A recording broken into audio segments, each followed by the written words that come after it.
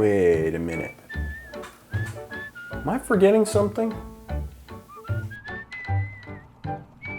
Oh, you gotta be kidding me. It's not even trying to start. Well, maybe we're onto something. No. Dang it. Okay. Please don't explode. Please don't explode. I'm officially on the clock here. Race against time. Get the Gold Wing back to Austin. No, that didn't happen, right?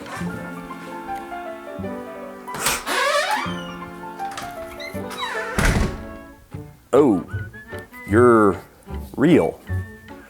Okay. You need a lift back to Tampa? You need fresh gas? I don't know. I thought I left some cash out here in one of the toolboxes for you. Nothing? Okay. No more one-night stands for me. Jeez.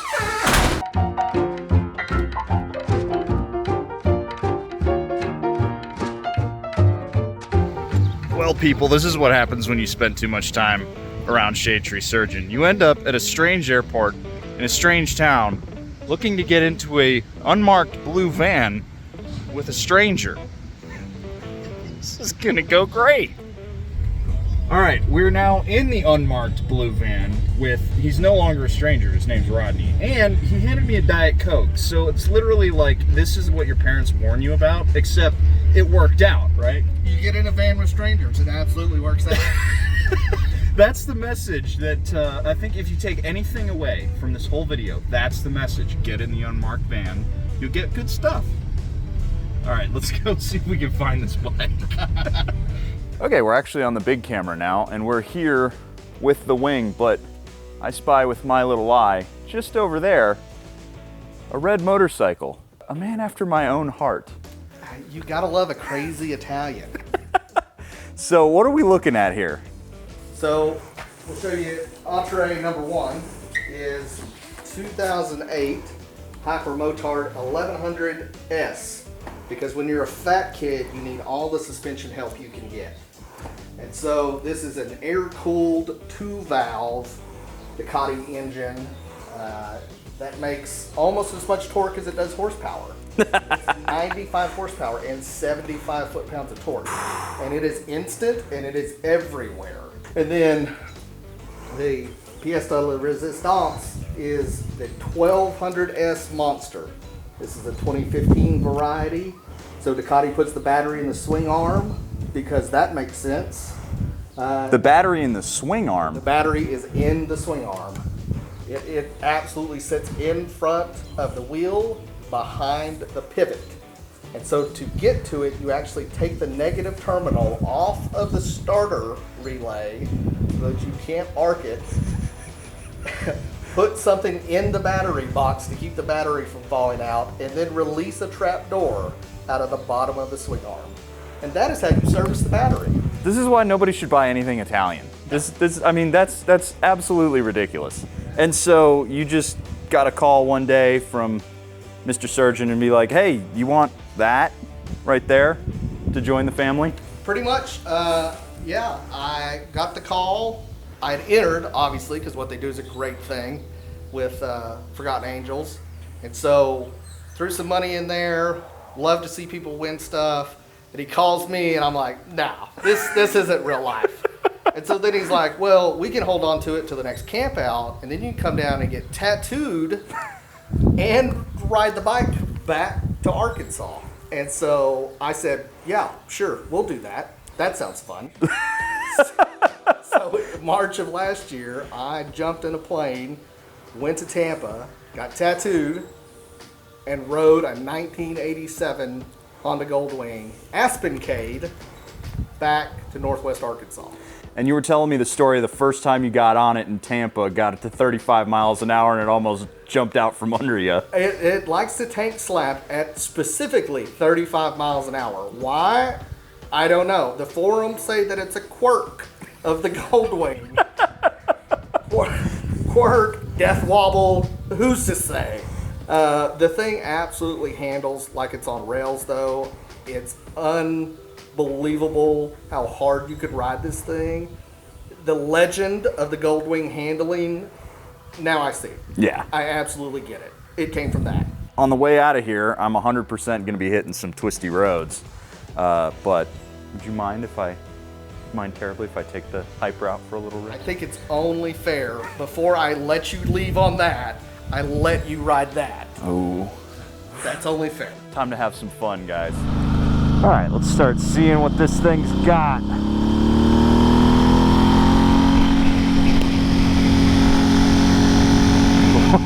Okay. Wow, is that handling excellent. Holy cow. It's so light because there's nothing to this motorcycle. And it flows so effortlessly from side to side. Man, that's good. The interesting thing that I'm noticing here, yeah, it's got 90 something horsepower, but it's not very quick in its power delivery. It's all about that torque. So you roll on and the power just builds nicely, and there's that big whack of torque there. Ooh, this is good. Oh, God, that's good. And the Termignoni sounds so nice. You can tell it's just a giant V-twin. Oh my God, I'm such a Ducatista. All right, let's whip this thing around and see if Rodney's nice enough to let me take the 1200 out before I go on the Goldwing. Because boy, oh boy, is this nice. Oh, it's so nice.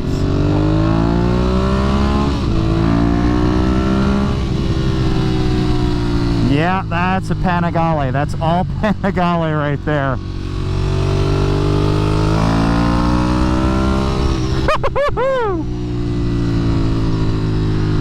It's crazy how you can just feel it in that motor. How they basically, Ducati was like, you know, we made a really great sport bike. Let's make it comfy. And then let's not touch the motor at all because the motor's just delicious. I don't know what Ducati did with their V-twins, but every single Ducati V-twin I've felt, oh, they're so good. And I know, it's just this never-ending Ducati simpery for me.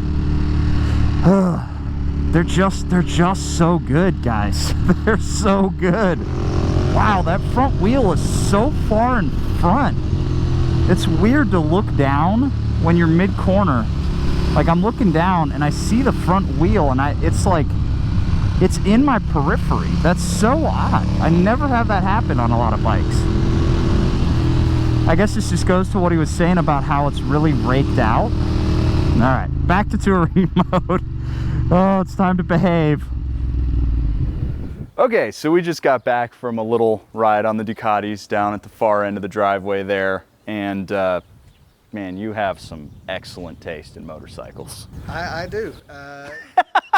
He's like, of course I do. I have Ducatis. They might bankrupt you and try to kill you at a moment's notice, but they are really good.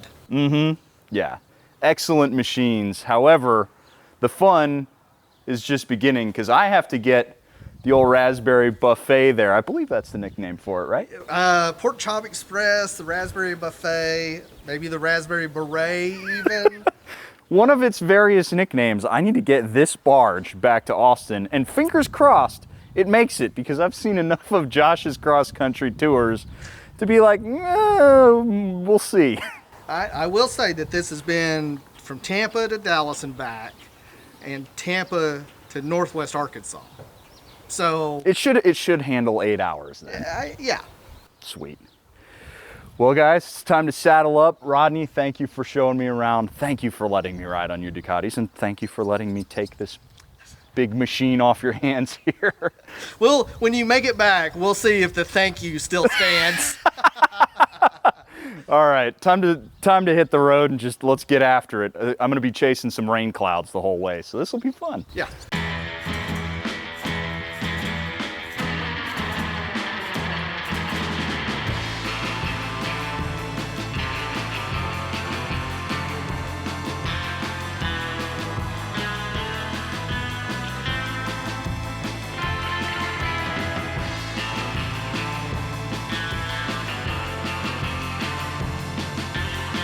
All right, I think that this is, I'm really scratching my brain here. I think this is the oldest motorcycle I've ever ridden. I'm really struggling to think of one older. In fact, I'm pretty sure the oldest one I've been on before this was the 90s. And you know what? For being an 80s era motorcycle, I would expect a lot less out of it. I've been, you know, just cruising down the road trying to get used to it. And I gotta say, I'm relatively impressed with the ride. For a motorcycle of this vintage, you just kind of expect you expect it to sort of be struggling now. But I mean, this thing's got apparently 66,000 miles on it. The odometer doesn't work, so it's got more than that. But you know what? It does the thing, and it does it just fine. I was really expecting, honestly, a lot more BS through some corners, and we'll see in a little bit exactly how it handles under like actual proper twisty road riding. But you know, I was a little bit nervous to get on it. Those nerves have gone by the wayside. This is a, oh, there's that speed wobble. Yeah, this is a completely comfortable motorcycle for me to ride. I'm having no issues. So we've got a handful of miles to do today before we call it a night somewhere, or maybe we'll push on. I don't know, we'll see. I may just ride through the night and just knock it out. It's only 8 hours, which puts me there around about midnight. And currently I'm feeling pretty darn good, and it'd be nice to be home on Saturday.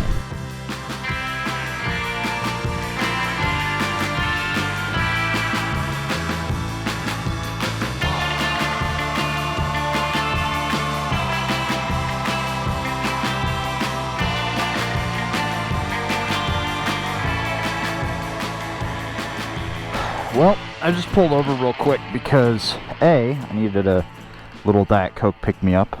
Big shout out to Rodney for grabbing that for me. I've decided, because of how the wing is working today, and that is really well, that I'm just going to try to push on through. I'm going to try to get to Austin tonight. Oh, that's because I didn't have it in the run position. Right? Wait. Oh,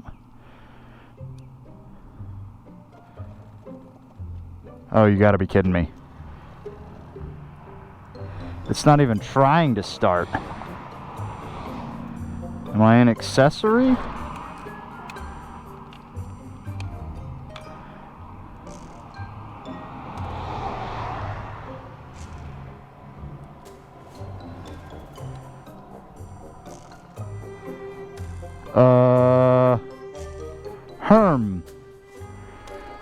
I may be stranded in those Ozarks. Huh. Interesting. I need to take my helmet off.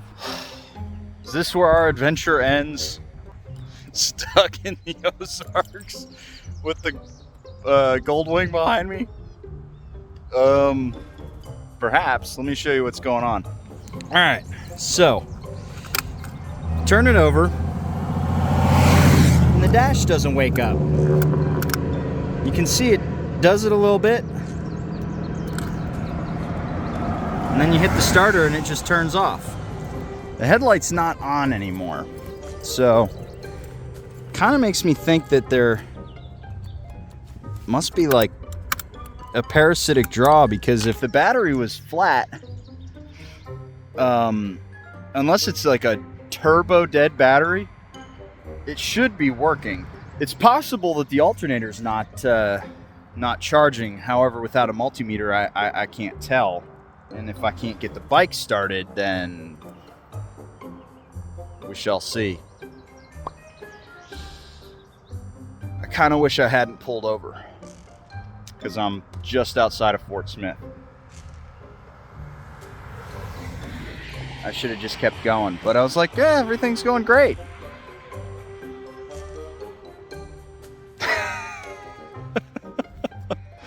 Oh boy. Okay. Gonna have to do some thinking here. Oh, don't worry, Spide. Everything's great. That bike took me around the country. It took me around the world. It's all gonna be great. Well, maybe we're onto something. No. Dang it. I thought we had something there. Nope. All right, update. I talked to Josh, the Gold Wing Whisperer, and Buddy just stranded me out here with a Gold Wing. It's just like mega flat. I have no clue what's going on. It's really odd to me that, because I just checked the terminals, it's possible that like the negative wiggled free and it's not grounding. But it's so smooth. Doesn't really make sense. Well, folks, development, or maybe not. I basically am waiting on a tow truck. There's not really a lot I can do. Let me show you what toolkit is in here. Not even a Leatherman. The toughest part about this is normally I carry a toolkit that is capable of at least diagnosing some of these problems, but I don't have it with me because you know, Mr. Confidence, Shadetree Surgeon, calls me up and he's like, hey Spite, you should go pick this Gold Wing up. We'll give it away from Texas, which we're still gonna do.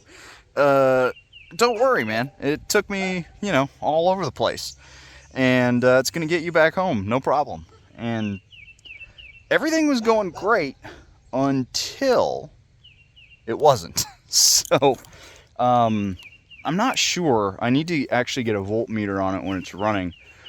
It's possible it's just a dead battery. I reckon that Rodney hasn't put a new battery in it, and Josh has owned up to the fact that he puts janky stuff in all his motorcycles, but I don't think that was ever in question. Hopefully Van Buren has what I need, at least in Advanced Auto Parts. I'll be able to diagnose it if I can get a decent battery. Waiting on the tow truck out here in the Ozarks by myself, and my cameras. We'll see.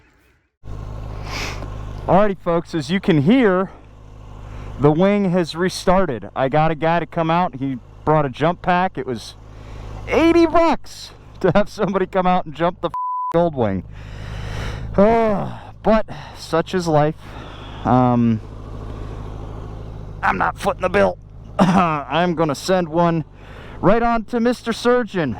Now, I need to get where I'm going without stalling the bike, without running out of gas, without any form of failure, epic or otherwise. Because all failure results in epic failure. We're playing Dark Souls hard mode motorcycle adventures right now. Actually, no, it's nightmare mode in Diablo. 9 miles from an AutoZone, baby. Jesus Christ. Okay. Usher me unto at least relative safety. Well, onward to adventure. Never have those words I've uttered been so true. But hey, it's not a motorcycle adventure if everything goes right. At least the hill people didn't come for me. I definitely heard the banjos starting. You know, it's like vultures. When you start, when you stop in the desert, the vultures start spinning. When you stop in the Ozarks, the banjos begin, and they slowly sneak towards you as this insidious orchestra bringing to you your demise at the hands of liquored up moonshine hill folk. 9.4 miles. I can make it, I hope. I think. Maybe. All right, update. AutoZone, right there. I think we figured out what's going on with the bike. I think it's a bad stator because I tested it with a voltmeter, and sitting at idle, it was 13 to 13.4, and it would get up to over 14 with some throttle. So probably the stator's starting to go. The battery checked out fine. So what I did is I bought me a jump pack here, which I should have brought anyway. I normally keep one of those with me, and a little toolkit just in case I want to be able to take some stuff off. Normally I carry with me a halfway decent toolkit. It's usually enough to at least get me to know get me to a point where I can figure out what the problem is. Didn't bring it because you can't bring tools in a carry-on. And this was supposed to be an easy job, Shadetree. Left me stranded out here in the woods where the frickin' banjos were coming to get me. Okay, folks, shall we see if it does the thing? Yay! It started! Hooray! Maybe I can make it. I think I can. All right, kids. Don't do what I'm about to do. What I'm about to do is a no-no. But because we are currently in extenuating circumstances, I'm going to attempt to do something rather foolish. What I'm going to do should not be done by anybody but an untrained professional with no idea what he's doing. Okay. Please don't explode. Please don't explode. Okay. I didn't explode. Now I'm not going to close that all the way. Yes, I would like a receipt, please. Thank you. Never mind. I don't need a receipt. But I do need to know which way I'm going.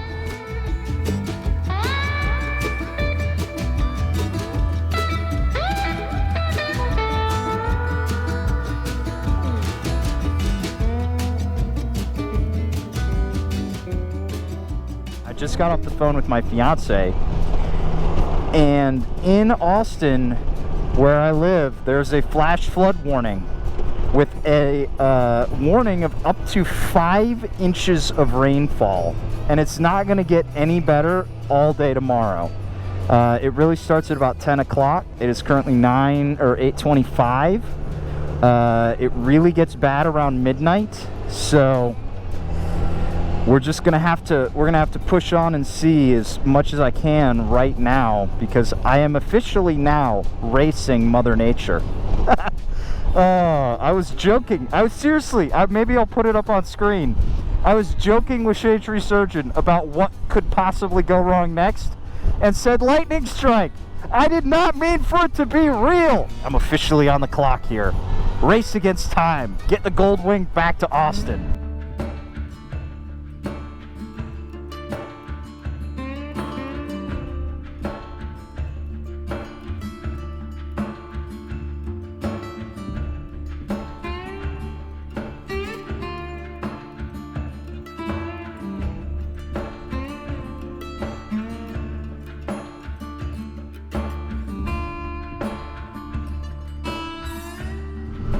I have no clue what you guys are seeing right now. No idea, no way to check. This is the hardest ride I've ever done on a motorcycle. I'm gonna tell you that right now. And the reason why is because I am on roads I'm unfamiliar with, and there's not a single light in the sky. When I went out to Terlingua, I had to go down this mountain road, but I had the light of the moon, and it's actually very, very bright. Once you, once you get your night vision going, your eyes adjust. The moon is actually incredibly bright. Tonight, there's nothing past my headlight. The biggest thing is that there's a lot of twisties, and I'm using my cell phone to sort of give me, a little bit of a glimpse into the future as to what's coming. It's not a very good method. It's not very exact, but it's better than going in blind.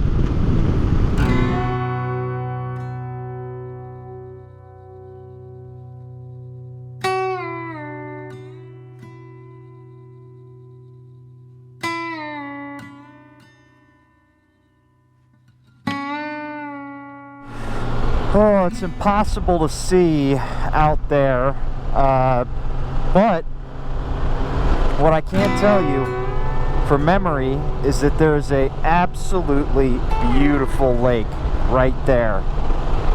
You might be able to see it on my phone screen. Giant lake right there that just looks out over, you know, this beautiful vista here. I'm imagining it in my head. I actually, you know what? I may have ancient footage laying around that I can layer over, because I've ridden this bridge with a GoPro on before. I'm gonna look for it, see if I can show you what I should be seeing here.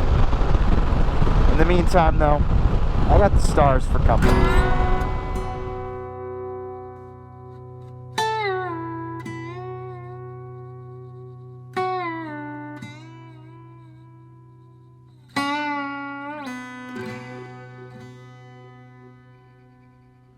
Good evening. Good morning. It's 12:30. I have given up on my strategic mission of getting home today, or early today.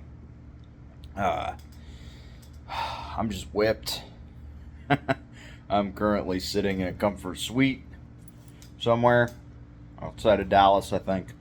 I'm in Texas, but I couldn't push on anymore.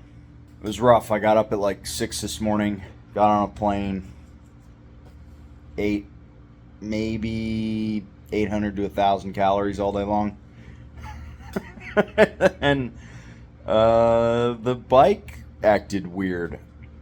I think it's running great now. I haven't had a single issue with it since it got jumped. I wonder if I just accidentally put it in like a park mode while I was sitting on the side of the road, and the lights just drained the battery enough. It was really odd. I was not sitting for any longer than I would have parked any normal motorcycle, and I don't think I had the lights on, but I don't remember. Anyway, this is the end of day one. Hopefully the trials and tribulations are behind us. Although now that I've said that, that just guarantees that tomorrow is going to be rainy and miserable. So, I'll see you for that.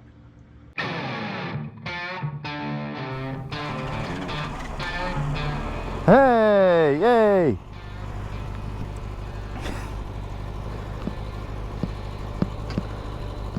Lovely. Okay, cool. I have no idea what happened yesterday. I really don't. That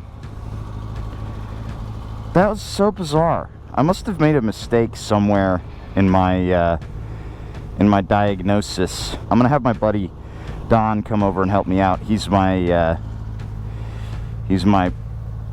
motorcycle repair sensei, and he'll be able to help me diagnose the wing and see if there are any gremlins lying beneath the skin. But for the moment,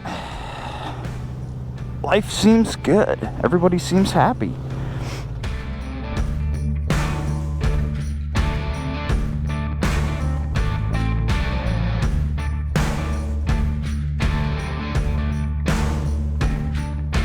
Ah, Dallas. One giant highway leading to an airport and nothing else. I hate this town.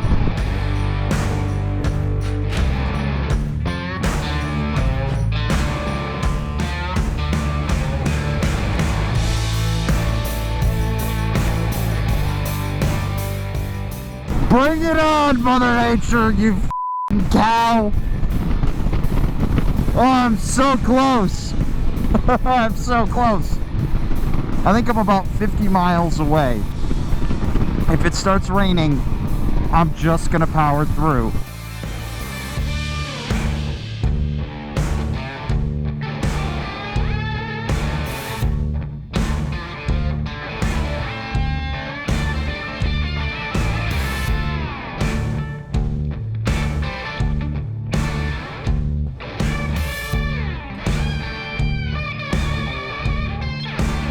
You know what? I'm not gonna say anything. I'm gonna let Theoden, King of Rohan, say it for me. So it begins.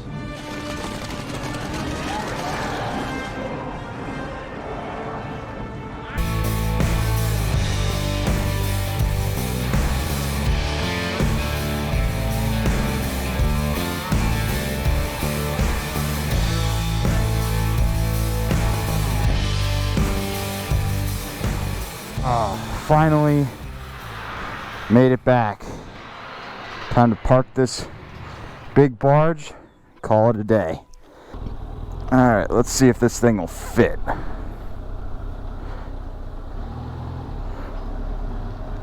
Good enough. As you might be able to tell, I need to clean it up in here. Ugh. Let's call it an adventure, shall we?